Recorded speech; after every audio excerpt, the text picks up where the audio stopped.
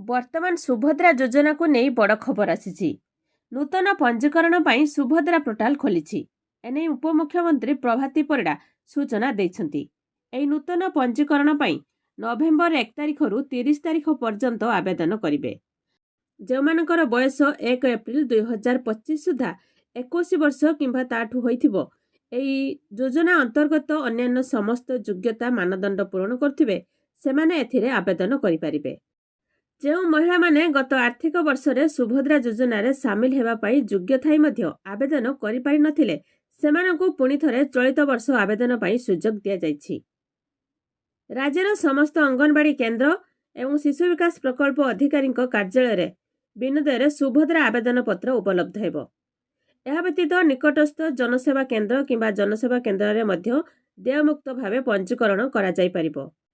ଏଥିପାଇଁ ନିଜର ଆଧାର ନମ୍ବର, ଆଧାର ସହ ଲିଙ୍କ ଥିବା ମୋବାଇଲ ନମ୍ବର ପ୍ରଦାନ କରି ହିତାଧିକାରୀମାନେ ଆବେଦନ କରିପାରିବେ। ଏହି ସୁଭଦ୍ରା ନିୟମାବଳୀ ଅନୁଯାୟୀ ଯୋଗ୍ୟ ବିବେଚିତ ସମସ୍ତ ଆବେଦନକାରୀଙ୍କୁ ଆର୍ଥିକ ବର୍ଷ 2025-26 ପାଇଁ 2ଟି କିସ୍ତି ପ୍ରଦାନ କରାଯିବ। ଯଦି ସେମାନଙ୍କର ଯୋଗ୍ୟତା ବଜାୟ ରହେ, ପରବର୍ତ୍ତୀ ବର୍ଷଗୁଡ଼ିକ ମଧ୍ୟ ଏହି ସୁବିଧା ମିଳିବ।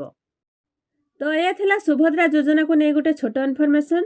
ଯେଉଁ ଭଉଣୀମାନେ ଏହି ପର୍ଯ୍ୟନ୍ତ ସୁଭଦ୍ରା ଯୋଜନାରେ ଆବେଦନ କରିନାହାନ୍ତି, ତେବେ ନଭେମ୍ବର 30 ତାରିଖ ହେଉଛି ଏହାର ଶେଷ ତାରିଖ।